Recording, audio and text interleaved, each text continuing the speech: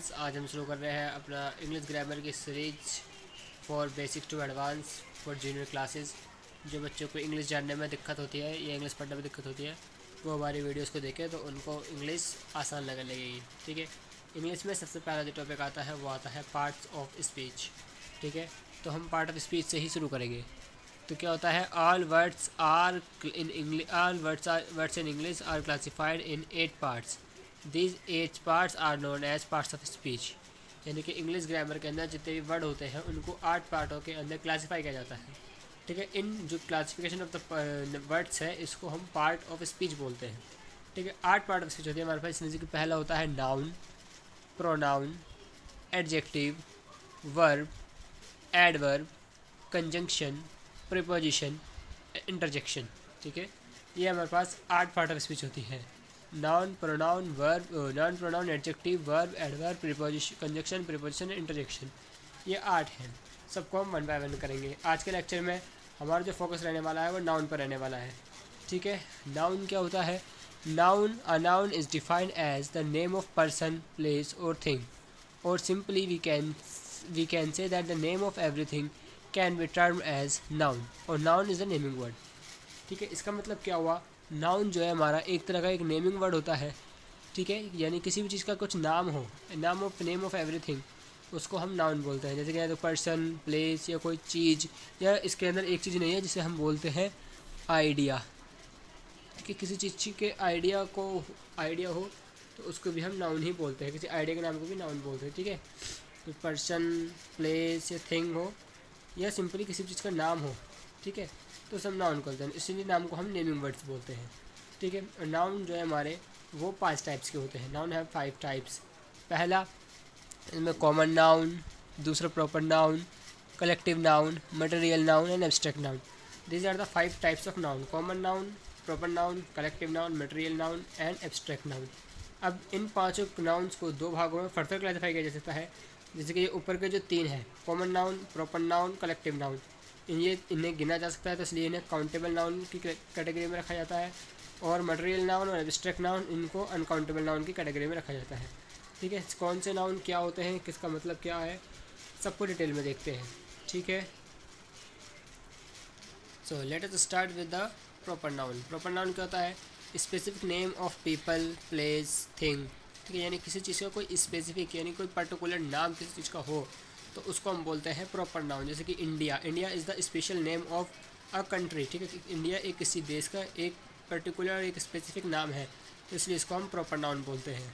ठीक है, जैसे कि तुम्हारा रमेश किसी इंसान का एक खास नाम होता है रमेश। जैसे Coca Cola is the name of a general name of a cold drink. ठीक है, तो ऐसे नाम जो किसी चीज़ की कुछ खास नाम होगा जिस नाम से उसी को रिफ़र किया जाता हो, उस तरह के नाम को हम क्या बोलते हैं? Proper noun. ठीक है, दूसरा आता है हमारा कॉमन नाउन। कॉमन नाउन क्या होता है? General name of people, place और थिंग। ठीक है, यानी किसी चीज़ का कोई जनरल नेम हो। जैसे कि मैंने बताया था कंट्री तो बहुत सारी चीज़ें, जैसे कि India, Pakistan, Bangladesh, Bhutan, Nepal, China, Iran, Iraq, Australia, फ़लस्तीन। ठीक है, तो कंट्री का जो भी नाम होता है उसको, वो जो जनरल नाम है देशों का, जो जनरल नाम है उनको हम बोलते हैं कॉमन नाउन। जैसे अगर हम बात करें इंडिया की, तो इंडिया एक कंट्री है, इसको ऐसी कोई दूसरी कंट्री नहीं है। और खाली हम कंट्री बोलें तो कंट्री तो बहुत सारी है, तो इसलिए इसको कॉमन बोलते हैं। ये कॉमन नाम होता है, जनरल नेम होता है ये। ठीक है, तो इसलिए इसे कॉमन नाम, जैसे कि बॉयज़ बहुत सारे हो सकते हैं, गर्ल्स बहुत सारी गर्ल्स हो सकती हैं। और गर्ल्स बॉयज़ में भी जैसे कि हम स्पेसिफिक नाम डालें तो Ramesh is the proper noun and boy is the common noun. Girl, drink में भी स्पेशल नाम अगर बोलूँ, स्पेसिफिक नाम में बोलूँ तो कोको कोला, तो ये कोको कोला जो है ये तुम्हारा कैसा नाउन हो जाएगा? ये प्रॉपर नाउन हो जाएगा। और जो ड्रिंक है ये कैसा है? कॉमन नाउन है। ठीक है, फिर हमारा आता है कलेक्टिव नाउन। कलेक्टिव नाउन क्या होता है? अ ग्रुप ऑफ पीपल और थिंग्स। नेम बेसिकली ये ऐसा हो जाता है, name of group of people. ठीक है, यहाँ मैं लिख देता हूँ name, a name of group of people और थिंग्स। ठीक है, जैसे कोई टीम, अब टीम के अंदर मोर देन 1 पीपल्स होते हैं, एक से ज़्यादा चीज़ें इसके अंदर होती है, तो उसको हम बोलते हैं कलेक्टिव नाउन। जैसे कि टीम हो गया तुम्हारा, क्राउड हो गया, क्राउड के अंदर एक से ज़्यादा बहुत सारे लोग होते हैं, तो उसको भी हम कलेक्टिव नाउन ही बोलते हैं। ठीक है, फिर आता है हमारा एब्स्ट्रैक्ट नाउन। एब्स्ट्रैक्ट नाउन क्या होता है?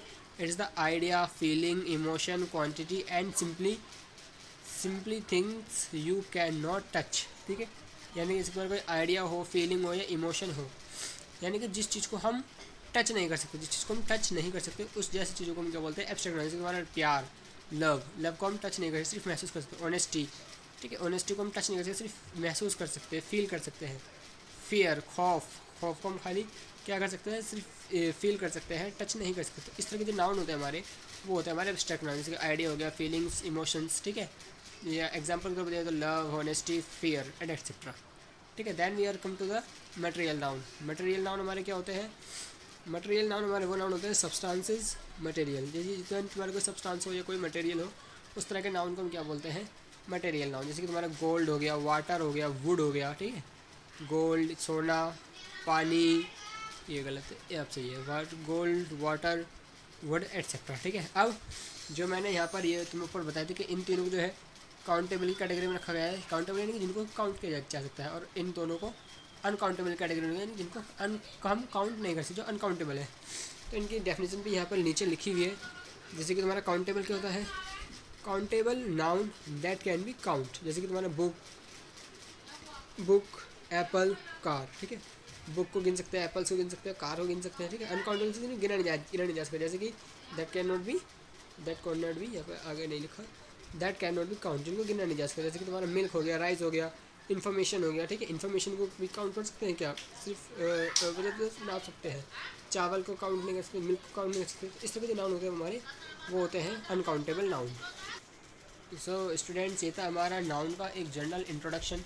अगले लेक्चर में हम जो है स्टार्ट करने वाले हैं नाउन नंबर से, ठीक है।